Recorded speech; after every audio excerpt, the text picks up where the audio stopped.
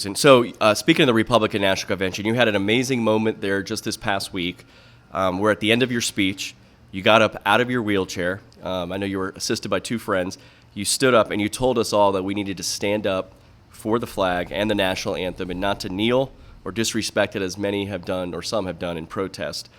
Tell us a little bit more about why you did this and what it was like to have a platform to speak at the convention in front of a live national audience of tens of millions of people. Well, let me actually give you a little context, a little backstory to how this all came about, because I think it's actually it's a pretty interesting story. So after I won my election, my primary, it was, again, like you said, in a crowded field, but there was one standout candidate who had been endorsed by the president just because of some relational issues. And so the president had endorsed basically every single part of the political establishment coming from my opponent. But the people of Western North Carolina decided differently. They said, no, we'll choose our own person. We want someone who's going to represent our values. Although my opponent is a very fine person, would have made a great representative as well. And so after I won, obviously the president is trying to make amends. He said, well, why don't you bring your family up to the White House? And I said, I would be honored, sir. And so we get it to go up. We go to the White House. Everything's fine. And then we leave. I had an incredible time.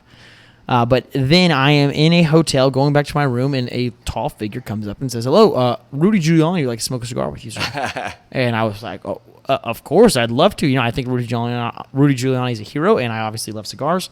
And so I said yes, and my entire family was up there, as I said. So we went to dinner, came back, and then decided that, my brother, my sister-in-law, and my fiance, we decided we were going to go tour all the monuments late at night when there's really no crowds.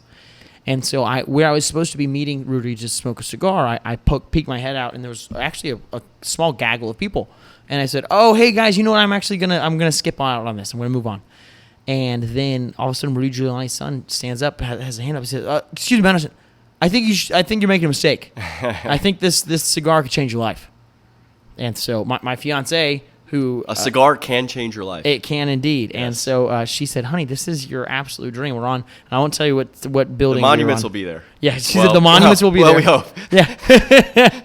But as she said, she said, I won't tell you which building we were on because I don't want to get anybody in trouble. We were on the front steps of this incredible building in the Capitol, and she said, you just go smoke a cigar. I'll go to bed. I'm like, I'm tired anyways. So it was great. So she went up to bed, and I called my brother, told him we weren't going to go, and he was totally fine. So I went out there to smoke a cigar.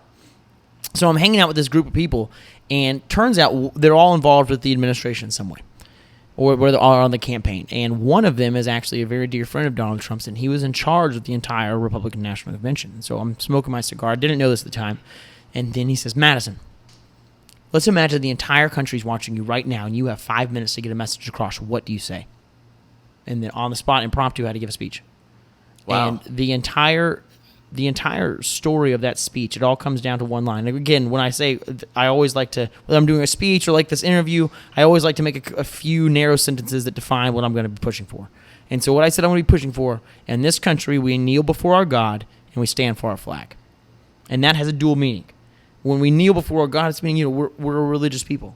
And I subscribe to the Judeo-Christian values, and many other religions have very similar values also of acceptance, tolerance, love, kindness, compassion, all of these things. And that's who we are as an American people. We're loving. We want to be around one another. That's the reason I had my friends come next to me, to show that in America we lift one another up. Yeah. But then the second part of that is that we stand for our flag, which means we are patriotic. It means that we will not be intimidated by a mob. We will not back down for our beliefs, and we will not cower in fear. And that, I think, is the hybrid of those two systems is what I genuinely believe is the spirit of America. It is one that is loving and kind, but is also ferocious and will not be messed with. I love it. By the way, I watched your speech about an hour after you gave it. I didn't watch it live because I was at an Orlando City soccer game. Believe it or not, I was at a live sporting event this week. Don't you love Florida? And all these Major League Soccer players have been kneeling, right? And I was not sure what I was going to do if my team was going to kneel right in front of me.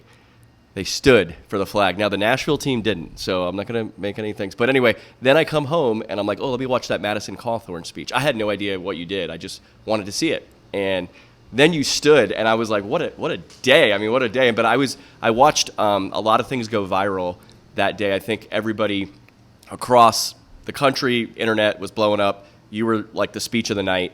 And I think Vice President Pence spoke later that night. And I think maybe he won some fans too. But you had a really great speech. Now Madison, speaking of Madison, in that speech, I made an error. I slipped funny, up. I've watched a lot of your social media, and I've actually watched you say almost this exact same line about Washington and some of the other founders and how young they were when they were doing things. Some of them are younger than you right now, running for Congress, when they were doing some of the most incredible things in world-making, history.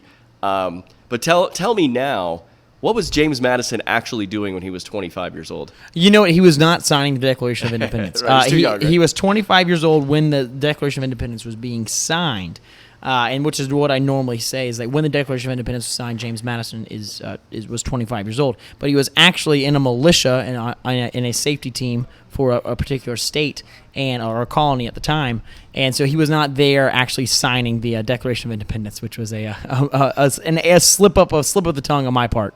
Yeah, no, that's fine. But, when you're in front of tens of millions of people, sometimes a slip of the tongue happens. But, of course, people are going to call you out for it like I just did. But know what? It's just there was so much truth in that speech. I wanted to make sure the fact checkers had some job security. They actually had something to do, so that was a... Well, Madison, actually, this is a book. I actually used to work at a place called the James Madison Institute down in Florida for 9 years. And while I was there, I tried to learn as much about Madison as possible. So I came across this book that I'm actually going to give you called The Constitutional Convention. Basically, these are notes to most of the information we know about what happened in those doors. Actually, we know from James Madison, he took the most prolific notes. I can't remember the percentage, but I want to say it's something like 70-80% of what we know comes from Madison's notes. So I'm going to give you this book, please, Madison. And now I can actually know my history. And it'll be good because hopefully you'll be taking some notes in Congress soon too. So I'm going to give that to you.